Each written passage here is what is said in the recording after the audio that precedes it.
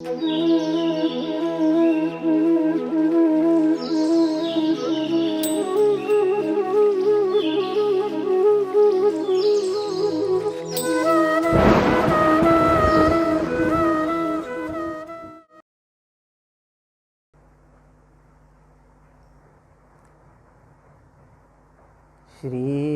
सद्गुरुनाथ महाराज की जय। सजयति सिन्दूरवदनो देवो यत्पादपङ्कजस्मरणं वासरमणिरिव तमसा राशिन्नाशयति पापानां। ध्यानमूलं गुरुर्मूर्ति, पूजामूलं गुरुर्पदम्,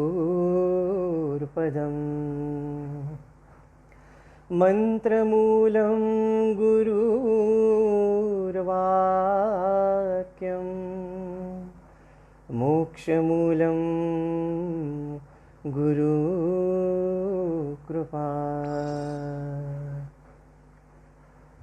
नमः पुण्यजले देवी, नमः सागरगामिनी, नमोस्तु पापनिर्मोचे, नमो देवी वरानने, नमोस्तु ते ऋषिवरसङ्घसेविते, नमोस्तु ते त्रिनयनदेहनिःसृते, नमोस्तु ते सुकृतवतां सदा वरे, नमोस्तु ते सततं पवित्रपावनी। ह्रीं श्रीं नर्मदायै स्वाहा।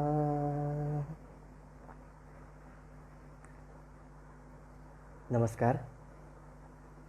आज आषाढी कार्तिकी वारकरी संघाने नर्मदा काठच्या संतांबद्दल बोलायची संधी मला दिली, त्याबद्दल सर्वप्रथम त्यांचे आभार मानतो। कारण एक संस्कृतामध्ये श्लोक आहे, मराठीमध्ये एक श्लोक आहे की देती फल बहुदिवसा, शीला काष्ठ वृक्ष मृण्मय प्रणता, जलमय तीर्थेही तशी, संतची फळती नमोस्तु ते म्हणता। खूप दिवस तीर्थसेवा केली, खूप दिवस लाकडाच्या मूर्तीवर आराधना केली की त्याच्यानंतर अनेक वर्षांनी त्याचं फळ मिळतं। पण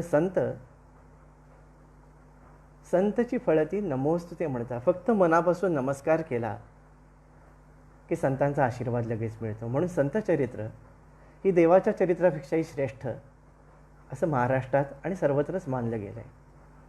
कारण देवाला देवपण देणं, तीर्थांचा महिमा वाढवणं हेच तर संतांचं काम आहे। किंबहुना संतांमुळेच तीर्थत्व पावतात। संतांची लक्षणं तरी काय आहेत?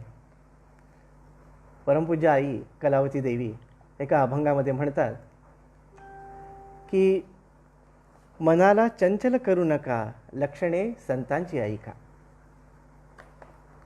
कोणाला संत समजायचं? बाहेरच्या वेशावर आपण बोलणारे असतो। बाहेरच्या वेशावरनं संतांची कधीही आपल्याला कल्पना येत नाही आणि येणंही शक्य नाही। संतांच्या सहवासात गेल्यानंतर ते कसे श्रेष्ठ आहेत, त्यांचं आचरण कसं आहे, हे डोळसपणे पाहिल्यानंतर संतांना शरण जायचं असतं। म्हणून आई म्हणतात मनाला चंचल करू नका, लक्षणे संतांची ऐका।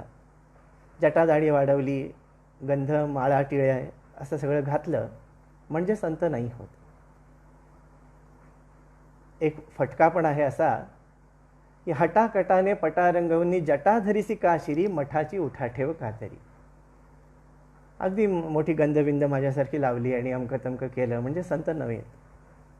संत हे देहापासून पूर्ण सुटलेले असतात.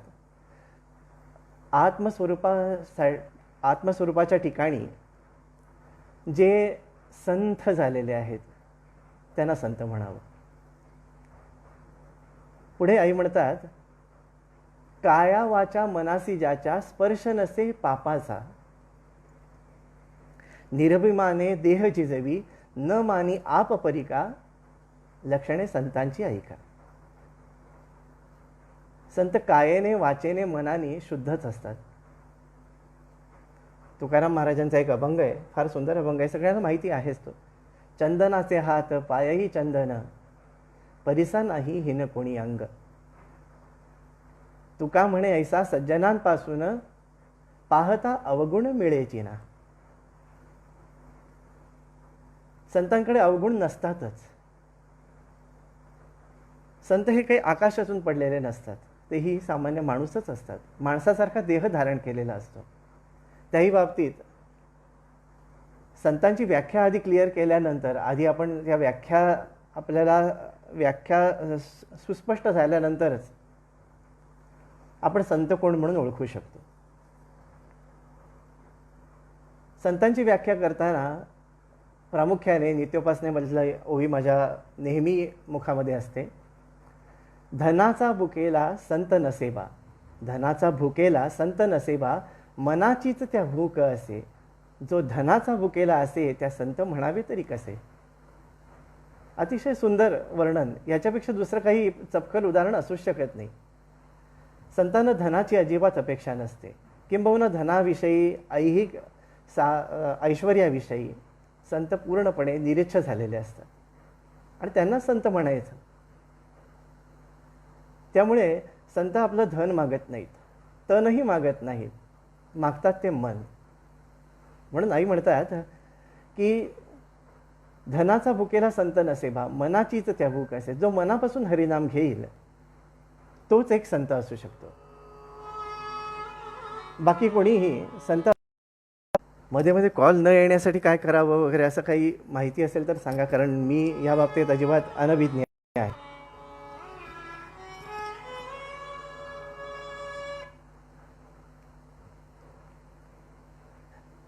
निर्भिमाने देह जिजवी न मानी आप परका. संतांकडे कधी आपपर भाव नसतो. पहिल्यांदा जरी संतांच्याकडे गेलं तरी सुद्धा अगदी आपलेपणा वाटतो. तेच खरं संतांचं ठिकाण असतं. म्हणजे ज्यांना बघितल्या क्षणी आपल्या मनामध्ये परकेपणाची भावना पूर्णपणे नाहीशी होते, ते संतांचं ठिकाण असतं. म्हणजे हे अगदी ओळखायला सहज सोपं आहे.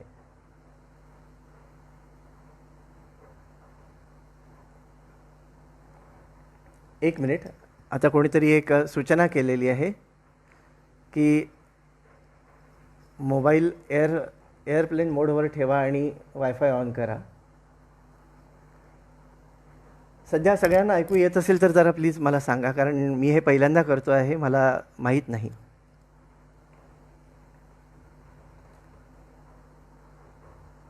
संतांचा सहवास हा देवाच्या सहवासापेक्षाही श्रेष्ठ असतो. कारण देवाची पूजा कशीही केली तरी देव काही येऊन आपल्याला सांगत नाही की मला हे पाहिजे, मला ते पाहिजे, किंवा तुझं हे चुकलं.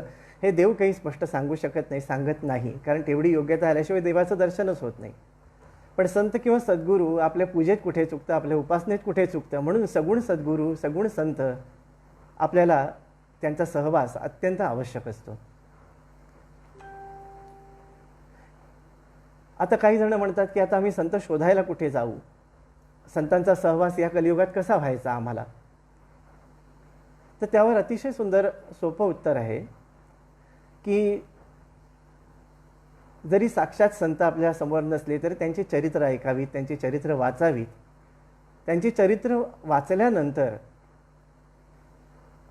त्यांचं चरित्र वाचत असताना त्या संतांचा सहवासच आपल्याला मिळतोय. अशी शास्त्रांनी सांगितलेलं जे आहे ना शास्त्रामध्ये, की त्यांच्या चरित्रांचं जरी मनन जरी केलं तरी तोही सहवासच आहे. त्यांच्या लीला, त्यांनी केलेली तपश्चर्या, हे सगळं आपण ज्या वेळेला वाचतो, ऐकतो, तेव्हा तोच संतांचा सहवास. कलियुगामध्ये आपल्याला तेच करणं आवश्यक आहे. आता नर्मदा काठी हजारो काही करोडो संत होऊन गेलेले आहेत आणि आजही आहेत. मला संतोषदादांनी सांगितलं की जे आता देहात आहेत त्यांच्याबद्दल बोलायचं नाही, हरकत नाही, पण अनादी काळापासून नर्मदा माई तिकडे वाहते आहे. ती शिवपुत्री आहे. ती नर्मदा तटे तप कुर्यात, देहत्याग जान्हवी तटे. म्हणजे नर्मदा तटे, रेवा तटे तप कुर्यात, नर्मदेच्या काठावर तप करायचं आहे आणि गंगेच्या काठावर देह सोडायचा आहे. शास्त्रानुसार जे सांगितलेलं आहे ते सांगतो मी तुम्हाला, की नर्मदा ही तपोभूमी आहे. तिकडे अनेक ऋषीमुनींनी तपश्चर्या केलेली आहे. संपूर्ण जो दोन्ही तट मिळून 3500 काही किलोमीटर तिचा जो किनारा आहे, त्या किनाऱ्यावर 66 कोटी तीर्थ आहेत असं मार्कंडेय पुराणामध्ये, नर्मदा पुराणामध्ये मार्कंडेय ऋषी म्हणतात. ह्या प्रत्येक तीर्थावर प्रत्येकाने तपश्चर्या केलेली आहे आणि ती तपश्चर्या केल्यामुळे त्या तीर्थाचं महात्म्य वाढलेलं आहे. कुठे रामाने तपश्चर्या करून रामेश्वर शिवलिंग स्थापन केलं आहे, कुठे हनुमंतानी मोरली संगमाच्या जवळ हनुमंतानी तपश्चर्या करून हनुमंतेश्वर म्हणून स्थापन केलेलं आहे, त्याला कांचनवन पण म्हणतात. अशी कित्येक कोटी शिवलिंग तिकडे आहेत. त्याच्यापैकी 1 कोटी प्रसिद्ध आहेत. आता त्यातलीही काही धरणांमुळे वगैरे पाण्यात जात आहेत, पण तो कलियुगाचा प्रभाव आहे म्हणा किंवा कसंही. तेव्हा ह्या सगळी तीर्थ आपल्याला मिळतील असं नाही. मग संतांची चरित्र मात्र आपल्याला सहज उपलब्ध आहेत. नर्मदा परिक्रमा करत असतानाच आम्ही असा नावाच्या एका गावी गेलो. पायी परिक्रमा नर्मदेच्या कृपेने 3 झाल्या असंच म्हणायला पाहिजे. केल्या असं म्हणणं अतिशय चूक आहे, कारण ते आपल्या कोणाच्याच आवाक्यातली गोष्ट नाही. 2014, 15, 15-16 आणि 17-18 अशा 3 परिक्रमांच्या काळामध्ये असा नावाच्या एका गावी आम्ही गेलो. त्या असा या गावी दगडूजी महाराजांनी स्थापन केलेली अखंड रामधून आहे. अखंड 24 तास श्रीराम जयराम जय जयरामचा जप तिकडे चाललेला असतो. पुन्हा आम्ही असा होऊन गेलो. त्याच्यानंतर समुद्र वगैरे पार करून पलीकडच्या तीरावर उत्तर तटावर गेलो. तिकडे सुद्धा राजघाटच्या समोर कोटेश्वर म्हणून एक ठिकाण येतं, निसरपूर कोटेश्वर म्हणून. तर त्या कोटेश्वरमध्ये सुद्धा दगडूजी महाराजांनी स्थापन केलेली अखंड रामधून आहे. तिकडेही अखंड श्रीराम जयराम जय जयराम चालू असतं. आता तो भाग सगळा म्हणजे डूब क्षेत्रामध्ये येतो आहे असं वाटतं, त्याच्यामुळे ते मंदिर वगैरे गेलेलं असेल, पण रामधून दुसरीकडे कुठेतरी नक्की सुरू केलेलीच असणार, कारण दगडूजी महाराजांचं सामर्थ्यच तेवढं मोठं आहे. तेव्हा मला सारखं असं वाटायचं की हे दगडूजी महाराज कोण आहेत. कारण दादाजी धुनीवाले, गौरीशंकर महाराज, रंगवदूत महाराज, टेंबेस्वामी महाराज असे अनेक संत तिकडे आहेत आणि ते बहुतेक प्रसिद्ध आहेत. त्यांच्याबद्दल बऱ्याच जणांना माहिती आहे. पण दगडूजी महाराजांबद्दल विशेष माहिती मला नव्हती. कदाचित तुमच्यापैकी कित्येक जणांना असूही शकेल. पण मला सारखं वाटायचं की मला ह्यांच्याबद्दल समजलं पाहिजे, मला ह्यांचं चरित्र कुठे मिळाले तर बरं होईल. म्हणून मी निसरपूर कोटेश्वरला रात्री आम्ही राहिलेलो असताना तिकडचे जे व्यवस्थापक होते त्यांना म्हटलं की मला इकडे फार छान वाटतं. इकडे जे रामनामाची धून चालू आहे ही ज्यांनी सुरू केली त्यांचं काही चरित्र वगैरे जर असेल तर मला द्या. तर त्यांनी एक छोटंसं पुस्तक दिलं. म्हणाले की दगडूजी महाराजांबद्दल फार माहिती कोणाला नाही आहे, पण एका पुस्तकातनं आम्ही थोडंफार जे काही त्यांच्याबद्दल आम्हाला माहिती झाली आहे ते मी तुम्हाला देतो. त्याच्यात बऱ्याच प्रार्थना वगैरे आहेत आणि त्याच्यात अगदी संक्षिप्त चरित्र दगडूजी महाराजांचं मला मिळालं. आणि त्यावेळेला जाणवलं की खरोखर परमेश्वर कुठे कुठे अवतार घेऊ शकतो आणि काय काय काम करू शकतो हे परमेश्वराची लीला आपल्याला खरोखरच लक्षात येणार नाही. संतांचा जन्म कुठे व्हावा, कसा व्हावा, हे देवानी लीला इतक्या घडवलेल्या आहेत जळगावमध्ये नंदुरबार जिल्ह्यामध्ये चौपाला म्हणून एक गाव आहे. त्या चौपाला गावामध्ये वंजारी जमातीमध्ये, म्हणजे ज्याला बंजारा म्हणतात हिंदीमध्ये, त्या वंजारी जमातीमध्ये बमणी आणि दाऊ ह्या जोडप्याच्या पोटी दगडू नावाच्या एका मुलाचा जन्म झाला. म्हणजे त्यांना जो मुलगा झाला त्याचं नाव त्यांनी दगडू ठेवलं. आणि हे दगडूजी महाराज, आता आपण त्यांना सध्या बालपणात दगडू या नावानेच संबोधूया, म्हणजे आपल्याला लक्षात येईल की कुठल्या कालखंडाबद्दल आपण बोलतोय. आईचं नाव बमणी आणि वडिलांचं नाव दाऊ. हे दोघंही जण मेंढपाळ वगैरे, ढोरं राखणं वगैरे, श्रीमंतांकडची ढोरं राखण्यासाठी ते काम हे करत असत. आणि त्यांच्या पोटी जे पुत्ररत्न झालं त्यांचं नाव त्याने दगा किंवा दगडू असं ठेवलं. दुर्दैव असं की दगडूच्या जन्मानंतर थोड्याच दिवसात आई वडील दोघेही जण देवाघरी गेले. अगदी लहान वयात, म्हणजे 5-1 वर्षाचे असतानाच त्यांचे आई वडील गेले. आईचं वडिलांचं छत्र हरपल्यानंतर ते मूल पोरकं झालं. माय जगन्नाथ बाप जगन्नाथ अशी त्याची स्थिती झाली. वयाच्या 8व्या वर्षापासूनच पोटासाठी ढोरं राखण्याचं काम सुंदर पटेल यांच्याकडे दगडूंनी स्वीकारलं. दगडू ढोरं राखायचा दिवसभर, आणि ढोरं राखता राखता शिवमंत्राचा जप अखंड स्वतःच्या मनानेच करायला लागला. असा तो ढोरं राखत असताना त्याच वेळेला नेपाळहून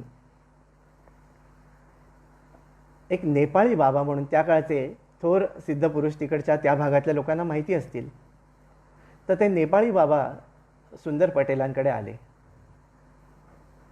तिकडे आल्यानंतर सहज त्यांचं लक्ष दगडूकडे गेलं. एकीकडे मेंढ्या, शेळ्या, ढोरं चारतोय आणि दुसरीकडे मातीची, वाळूची वगैरे शिवलिंग करून त्याच्यावर जी मिळतील ती पानं ओम नमः शिवाय म्हणत, ओम नमः शिवाय म्हणत तो 8 वर्षाचा पोरगा शिवध्यानामध्ये निमग्न आहे. ही त्याची स्थिती बघितल्यानंतर नेपाळी बाबांनी सुंदर पटेलांना विचारलं की हा मुलगा कोण आहे. तेव्हा त्याने सांगितलं की असं असं शेतामध्ये काम करायला आणि इतर कामासाठी या मुलाला मी ठेवलेलं आहे. त्यामुळे हा इतर कामं वगैरे करत असतो. तेव्हा नेपाळी बाबा म्हणाले की सुंदर, हा मुलगा सामान्य नाही आहे, हा मुलगा श्रेष्ठ आहे, हा मुलगा पुढे थोर संत होणार आहे. तेव्हा ह्याला अशी वरची कामं देऊ नकोस, ह्याला सन्मानाने ठेव. नेपाळी बाबांसारख्या सिद्धपुरुषांनी ज्यावेळेला दगडूजी महाराजांचं सामर्थ्य ओळखलं, त्याने ते अवतारी पुरुष आहेत हे ओळखलं, त्यानंतर मात्र दगडूजी महाराजांना खरोखरची उपरती झाली. ते नदीकाठी जाऊन बसायचे आणि शिवलिंगासमोर ध्यान करत बसायचे. मगाशी म्हटलं त्याप्रमाणे वेगवेगळ्या झाडांची पानं आणून त्याच्याने शिवलिंगावर अर्चन करायचे आणि शिवध्यानात निमग्न राहायचे.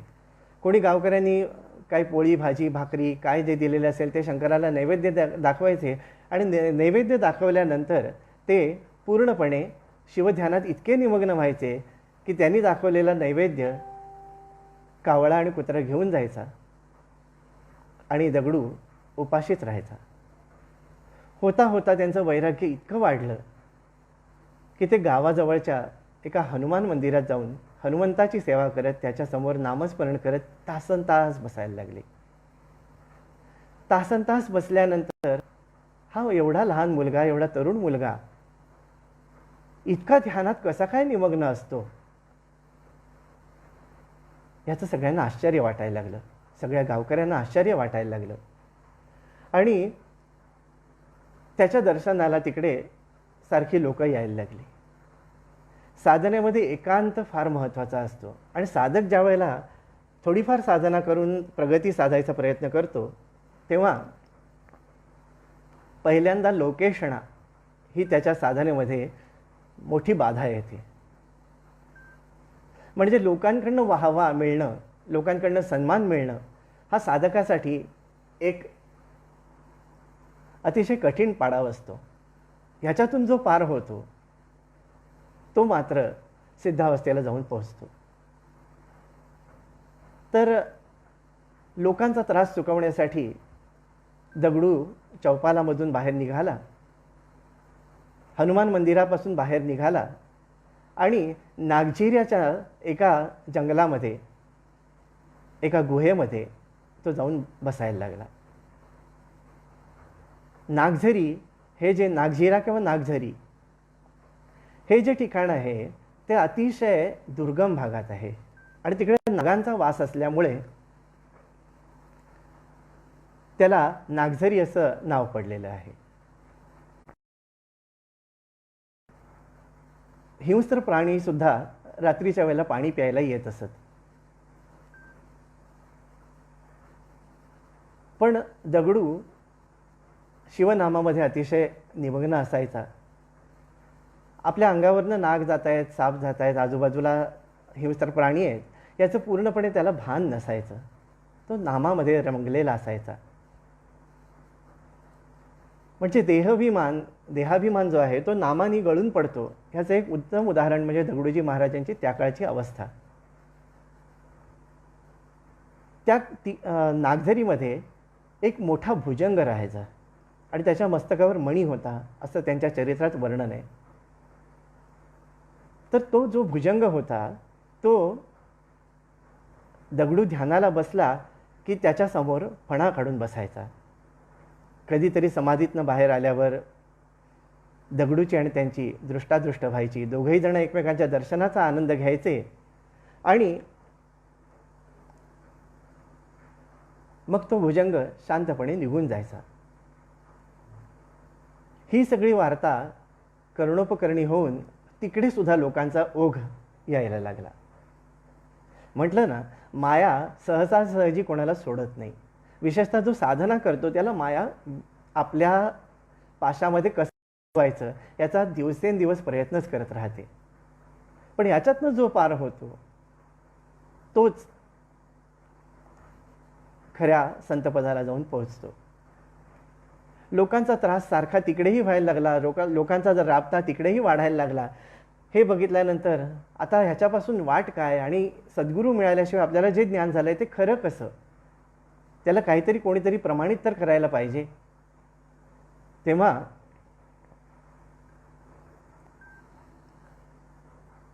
परत नागझरीहून दगडू चौपालामध्ये म्हणजे आपल्या गावी आला. आपल्या गावी आल्यानंतर कुठे कोणी संत येत आहेत का ह्याची सतत तो वाट पाहत असे. त्याकाळी नंदुरबारमध्ये अनेक संत येत असत. म्हणजे पंजाबातनं बनवारी दास म्हणून होते ते यायचे, जमनादास महाराज यायचे. आता ही नावं आपल्याला रूढ जे आपण भक्तिमार्गीय होते यांना माहीत नाही आहेत, पण असे अनेक संत होऊन गेले. त्याच्यातलं प्रसिद्ध नाव म्हणजे नारेश्वरचे श्री रंगावधूत महाराज. हे सुद्धा नंदुरबारमध्ये येत असत. जेव्हा त्यांना दक्षिणेत जायचं असेल त्यावेळेला त्या सगळ्या नर्मदा काठच्या संतांना नंदुरबारला आल्याशिवाय पर्याय नसायचा. त्यामुळे नंदुरबारमध्ये आणि पर्यायाने चौपालाच्या आसपास अनेक संतांचा राबता असायचा. त्यापैकी बनवारी दास महाराज म्हणून एक तिकडे आलेले होते, देवी उपासक होते. दास म्हणजे कदाचित ते रामानंद संप्रदायी पण असावेत. पण चौपाला जवळच्याच एका गावामध्ये त्यांनी देवीची आराधना करायला, मनू देवीचं जे स्थान आहे, यावल मानावल म्हणून एक काहीतरी तिकडे आहे ठिकाण, त्या ठिकाणी देवीचं अतिशय जागृत स्थान आहे. तर बनवारीदास महाराज तिकडे आलेत हे कळल्यानंतर चौपालाहून दगडू तिकडे गेला. तिकडे गेल्यानंतर जी पडेल ती कामं करायचा. स्वामींचे, त्यांच्या शिष्यांचे कपडे धुण्यापासून, भांडी घासण्यापासून ते जे जे पडेल ते झाडून काढण्यापासून सगळी कामं बनवारीदास महाराजांची तो करायचा. आणि त्यामुळे बनवारीदास महाराज अतिशय खुश असायचे. आता हे बनवारीदास जे महाराज होते त्यांचाही अधिकार फार श्रेष्ठ होता. त्यांनी तिकडे शतचंडीचं आयोजन केलेलं होतं. पण यज्ञ सुरू व्हायच्या पहिल्याच दिवशी जंगलातनं एक मोठा वाघ त्या आदिवासी पाड्यामध्ये, जिकडे बनवारीदास महाराज राहिलेले होते, तर त्या ठिकाणी अतिशय म्हणजे मागासलेला असा तो भाग त्या काळात होता. आजही नंदुरबार जिल्हा हा मागासलेलाच आहे, पण त्या काळात अतिशय घनदाट झाडी वगैरे तिकडे होती. तेव्हा एक मोठा वाघ तिकडे त्या वस्तीत आल्यानंतर सगळ्यांची घाबरगुंडी उडाली. पण बनवारीदास महाराज हे देवीवर पूर्ण श्रद्धा ठेवलेले असल्यामुळे ते मंत्रोच्चार करत करत सगळ्यांना म्हणाले शांत बसा, आणि मंत्रोच्चार करत करत त्या वाघाजवळ गेले आणि त्याच्या मस्तकावर काळ्या रंगाचं एक कापड टाकलं आणि म्हणाले की जगदंबा तुझी वाट पाहते आहे, ये चल. त्या यज्ञ समाप्तीपर्यंत तो वाघ त्या वस्तीतच होता, पण कोणालाही त्याने त्रास दिला नाही. यज्ञ समाप्ती झाल्यानंतर बनवारीदास महाराजांनी स्वतः त्या वाघाला जंगलामध्ये सोडून दिलं आणि म्हणाले की जगदंबेचं वाहन आलेलं आहे, त्या अर्थी जगदंबा साक्षात इकडे आहे. हा सगळा प्रकार पाहिल्यानंतर दगडू अतिशय प्रभावित झाला आणि म्हणाला की महाराज मला काहीतरी दीक्षा द्या. तेव्हा ते म्हणाले की अरे तुला दीक्षा देण्याचा अधिकार माझा नाही आहे.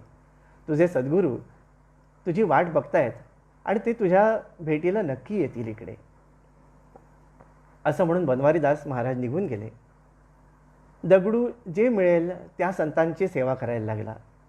अशातच पंढरीची वारी घेतलेले एक संतोजी महाराज म्हणून तिकडे आले. संतोजी महाराज हे श्रेष्ठ विठ्ठल भक्त होते. ते पायी वारी करायचे आणि दगडू त्यांच्या सेवेमध्ये निमग्न राहायला लागला.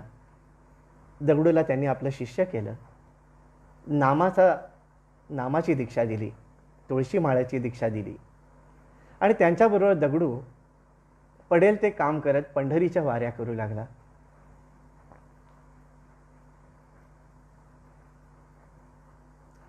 जेव्हा संतोजी महाराजांचा अंतकाळ जवळ आला तेव्हा त्यांनी दगडूला विचारलं, दगडू तुला काय पाहिजे रे बाळ? माझी आता देह ठेवण्याची वेळ आली. तू माझा शिष्य आहेस, माझा प्रिय आहेस, तुला काय हवं असेल ते सांग. तेव्हा ह्या निरीच्छ दगडू महाराजांनी त्यांना हात जोडून सांगितलं, महाराज मला दुसरं काही नको, मला संत संगती पाहिजे. माझ्यावर सद्गुरू कृपा व्हावी आणि मला जे काही ज्ञान होईल ते तुम्ही प्रमाणित करावं. ते म्हणाले, बाळा आता माझ्या देहाचा भरोसा नाही रे. यापुढचं मार्गदर्शन करणारा सद्गुरू तुला नक्की मिळेल, तू काळजी करू नकोस. सद्गुरू हा देह नाही आहे, सद्गुरू ही शक्ती आहे, ती कधीही नाहीशी होत नाही. देह नाहीसे होतात पण अनेक देह धारण करून सद्गुरू आपल्याला मार्गदर्शन करतच असतात. म्हणून कधीही सद्गुरूला देह म्हणून बघायचं नाही. उद्या गुरुपौर्णिमा आहे. आपले सद्गुरू देहात असतील तर त्यांच्या देहाची सेवा तर अवश्य करावीच, पण जेव्हा देहात नसतील तेव्हा मनाने त्यांचं चिंतन करून त्यांनी सांगितलेल्या बोधाप्रमाणे चालणं ही सुद्धा श्रेष्ठ गुरुसेवा आहे. आणि जे देहधारी संत आहेत त्यांच्यामध्ये आपल्या सद्गुरूला बघून जर सेवा केली ना तर कुठल्याही संतांकडून आपल्याला आपल्या सद्गुरूचाच आशीर्वाद मिळतो. आता विषयांतर नाही, पण एक गोष्ट सांगतो आठवली म्हणून. सांगता सांगता जे काही आठवतं ते जगदंबेची कृपा म्हणून तुम्ही ऐकून घ्या.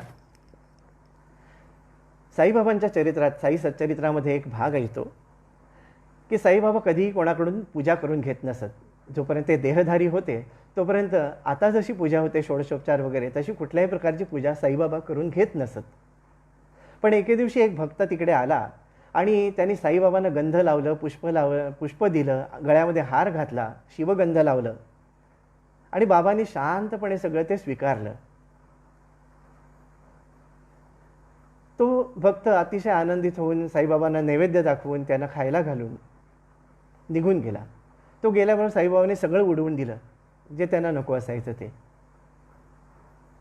तेव्हा इतर भक्तांनी विचारलं, बाबा तुम्ही कधी कोणाकडनं पूजा करून घेत नाही, आज ह्या भक्ताकडनं पूजा का करून घेतली? तेव्हा बाबा म्हणाले की अरे तो माझी पूजा नव्हता करत, तो त्याच्या गावी असताना त्याच्या गुरूंची रोज अशीच पूजा करतो आणि आज त्यांनी त्याच्या गुरूंना माझ्यामध्ये बघितलं म्हणून त्याची पूजा मला घ्यावीच लागली. त्याच्या गुरूंकडे ती पूजा पोचवून दिली. माझा आणि त्याच्या पूजेचा काही संबंध नाही. म्हणजे कुठल्याही संतांची आपला सद्गुरू मानून जर पूजा केली तर आपल्याला आपल्या सद्गुरूंचाच आशीर्वाद ते देत असतात. त्याप्रमाणे संतोजी महाराजांना सर्वांमध्ये बघून दगडूची परत संतसेवा सुरुवात झाली. ही संतसेवा करता करता तिकडे जमनादास महाराज म्हणून एक संत आले. हे जमनादास महाराज जे होते ते श्री रामाचे भक्त होते आणि ते अखंड रामनाम घ्यायला लावायचे. ते ज्या गावात जातील तिकडे गावकऱ्यांच्या इच्छेनुसार कधी 24 तासांचं नामस्मरण, कधी 3 दिवसांचं नामस्मरण, तर कधी 7 दिवसांचं, कधी 15 दिवसांचं, कधी महिन्याभराचं, असं अखंड रामनाम ते त्या गावामध्ये घ्यायला लावायचे आणि शेवटच्या दिवशी भरपूर अन्नदान करायचे. दगडूला हा मार्ग अतिशय आवडला. जमनादास महाराजांनी त्यांना रामनामाची दीक्षा दिली. बघा, आधी लहानपणी शिवनामाचा जप झालेला होता आणि आता रामनाम घ्यायला लागले. मंत्रामध्ये फरक पडला, शक्तीमध्ये फरक नाही पडला. कारण ज्यावेळेला शंकराची कृपा होते तेव्हा रामाची भेट होते आणि जेव्हा रामाची कृपा होते तेव्हाच शंकराची पूजा करण्याची इच्छा होते. एक फार सुंदर श्लोक आहे, राम जयाचा ईश्वर की रामाचा जो ईश्वर, समुद्र तीरी वास करीतो श्री रामेश्वर. म्हणजे कोणाचं ध्यान करतो? शिवाचं. शिव कोणाचं ध्यान करतो? रामाचं. हे दोघेही जण अभिन्न आहेत. हरिहरांमध्ये अभेद आहे असे आपले सगळे संत सांगतात आणि ते प्रत्यक्ष त्याप्रमाणे वागलेले असतात. त्याप्रमाणे दगडूंनी आधी ओम नमः शिवायचा जरी जप केला असला तरी गुरूंनी त्यांना राममंत्र दिल्यानंतर मात्र त्यांचं संपूर्ण जीवन त्यांनी राममय केलं. जमनादास महाराज सुद्धा अतिशय वृद्ध झालेले होते. समाधी घेण्याचा काळ जवळ आल्यानंतर जमनादास महाराजांनी सांगितलं, दगडू, आता ही जी रामनामाची दीक्षा तुला मी दिलेली आहे तिचा विश्वामध्ये प्रचार कर. तुझ्याकडनं फार मोठं कार्य होणार आहे. तेव्हा दगडू रडायला लागला. म्हणाला, महाराज, अनंत सायासानंतर गुरुपद मिळालेत. आधी संतोजी महाराजांनी देह ठेवला आणि आता तुम्हीही जायचं म्हणता. मी पाहू तरी कोणाकडे? तेव्हा जमनादास म्हणाले, बाळा, तू मला देहात नको रे बघूस. संतोजीच्या रूपाने सुद्धा मीच होतो, जमनादास रूपाने मीही आहे, पण आता नामरूपाने मी तुझ्यामध्ये स्थिर होतोय. सद्गुरू आपल्याला जे नाम देतात ते नाम अतिशय श्रेष्ठ असतं आणि त्या नामाच्या रूपाने सद्गुरू आपल्या हृदयामध्ये प्रवेश करत असतो. म्हणून नाम आणि सद्गुरू यांच्यामध्ये भेद मानू नये. नाम राम से ज्यादा, कबीरांचा अभंग आहे, नाम राम से ज्यादा भाई, नाम राम से ज्यादा. रामापेक्षा रामाचं नाव श्रेष्ठ आहे. कसं काय? तर सेतू बांधत असतानाची गोष्ट कदाचित तुम्हाला सर्वांना माहीत असेल की मारुती राय प्रत्येक दगडावर राम राम लिहायचे आणि सगळे वानर ते दगड समुद्रामध्ये टाकायचे आणि ते टाकल्यानंतर ते दगड तरंगायचे. तेव्हा रामाला वाटलं की आपण पण रामनाम लिहूया आणि समुद्रामध्ये दगड टाकूया, बघूया काय होत आहे. म्हणून रामाने स्वतः नाम लिहिलं त्याच्यावर, त्या दगडावर, आणि टाकल्याबरोबर तो दगड बुडाला. तेव्हा रामाला आश्चर्य वाटलं की हे सगळे जण जे आहेत हे नाम घेत आहेत, नाम लिहित आहेत आणि मारुतीराय नाम लिहितोय आणि सगळे दगड टाकतायत, ते तरंगतायत आणि मी टाकलेला दगड बुडाला कसा? तेव्हा त्यांनी मारुतीला विचारलं, मारुती, हे रे काय? मी टाकलेला दगड बुडाला आणि तुझे दगड तरतायत कसे? तर म्हणे, रामा, अरे तू ज्याला सोडलंस तो बुडणारच ना रे. तू कोणाला सोडू नकोस रामा. तू ज्याला सोडलंस तो भवसागरात बुडणारच. पण आमच्यासारखे दगडसुद्धा तुझं नाम घेतल्यामुळे तारले जातात. ह्याचंच हे प्रतीक आहे म्हणे हा सेतू म्हणून. म्हणून कबीर म्हणतात, नाम राम से ज्यादा, राम नाम की धूम उठी जब जंगल हुआ मक्का. म्हणजे रामनामाचं जिकडे रामनाम घेतलं जातं, जिकडे हरिनाम घेतलं जातं, ते जंगल जरी असलं तरी एखाद्या मोठ्या नगराची शोभा त्याला येते. दगडूजी महाराजांनी हेच नाम, श्री रामनाम, सगळ्या गावोगावी अखंड रामनामाचं त्यांनी सप्तेह घेतले. जिकडे 24 तास अखंड रामनामच असायचं. नाम घेता घेता एकदा दगडूजी महाराज नर्मदा काठी आले. नर्मदा काठी मालसरमध्ये श्री डोंगरे महाराज म्हणून एक श्रेष्ठ भागवतकार आणि श्रेष्ठ संत होऊन गेले. हे अतिशय जागृत आहेत बरं का. म्हणजे आज थोडासा उशीर होईल बहुतेक बोलताना, एक 5 मिनिटात सांगतो. मी ज्यावेळेला नारेश्वरून निघालो त्यावेळेला कोठिया नावाच्या गावामध्ये परिक्रमा करत असताना, कोठिया नावाच्या गावामध्ये एका छोट्याशा बंगल्यामध्ये, एका छोट्याशा जागेमध्ये मला राहायची व्यवस्था त्यांनी केली की बाबाजी आज रुक जाव इधर. मी थांबलो तिकडे. दुपारची वेळ होती. मी आणि चैतन्य पाटील आम्ही दोघंही जण त्या आश्रमामध्ये, त्या बंगल्याच्या छोट्याशा तळघरामध्ये विश्रांती घेत होतो. जेवण वगैरे झालेलं होतं. जरा डुलकी लागली त्यावेळेला एकनाथ महाराजांचं जसं मानचित्र आपण डोळ्यासमोर आणतो तशी एक व्यक्ती स्वप्नामध्ये म्हणा किंवा काय कुठली अवस्था ती तुमचं तुम्ही बघा, तुम्ही ठरवा कुठली अवस्था होती ती. पण अगदी तुळतुळीत टक्कल, डोक्याला शेंडी आणि अतिशय प्रसन्न हास्य अशी व्यक्ती डोळ्यासमोर आली आणि म्हणाली, अरे इकडे काय झोपलास, मालसरला ये की, मालसरला आम्ही वाट बघतोय तुझी.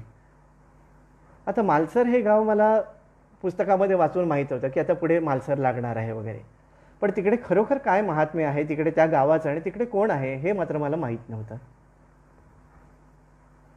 मी चैतन्याला म्हटलं, काय करावं रे, पुढे जाऊया का, दुपारचीच तर वेळ आहे. 3, 3:15 झालेले होते. तेवढ्यात काही परिक्रमावासींच्या पायाचा आवाज आला आणि बोलण्यावरनं लक्षात आलं की ही मराठी माणसं दिसत आहेत. ती मागे भेटलेली कृष्णा जोशी वगैरे सगळी जी काही मंडळी होती परिक्रमेत भेटलेली तीच सगळी आली होती. आणि त्यांनी आम्हाला बघितल्यानंतर म्हणाले, अरे आचार्य गुरुजी चला आज मालसरला थांबूया आपण. जेव्हा आतला दृष्टांत आणि बाहेरचं एक होतं त्यावेळेला त्याला दृष्टांत म्हणतात. म्हणजे स्वप्न आणि बाहेरनं येणारी प्रचिती हे ज्यावेळेला एकत्र होतं त्या जेव्हा टॅली होतं म्हणतात ना, तसं स्वप्नात आदेश मिळाला होता की मालसरला ये, आणि हे बाहेरचे हे दोघे जे परिक्रमावासी जे होते तेही म्हणाले चला आज मालसरला थांबूया. तेव्हा लक्षात आलं की हा नर्मदामाईचा आदेश आहे, कुठल्या तरी सत्पुरुषाचा आदेश आहे, आपण निघायचं. म्हणून मग आम्ही निघालो आणि गेलो. मालसरमध्ये दर्शन घेत असताना पहिल्यांदा श्रीकृष्णाचं वगैरे जरा राधाकृष्णाचं दर्शन घेतलं आणि तिकडे जी समाधी मंदिर आहे त्या समाधी मंदिरात जाऊन बघितलं तर ज्यांनी मला दृष्टांत दिला होता की मालसरला ये, ते सत्पुरुष, त्यांची मूर्ती, त्यांची समाधी मालसरमध्ये मला दिसली आणि तेच परमपूज्य डोंगरे महाराज होते. मी डोंगरे महाराजांना यापूर्वी कधी पाहिलेलं नव्हतं, त्याच्यामुळे पाहिलेलं मनामध्ये साठलं आणि ते कुठेतरी बाहेर आलं असं म्हणायलाही वाव नव्हता. ज्यावेळेला असा अनुभव आला त्यावेळेला लक्षात आलं की हे खरोखर थोर संत होते. आपण त्यांच्याबद्दल उद्या थोडंसं बघूया. तर ह्या डोंगरे महाराजांच्या मालसरमध्ये दगडूजी महाराज आले आणि 2 महान हरिभक्तांचा तिकडे संगम झाला. तिकडे नामाचा महोत्सव झाला.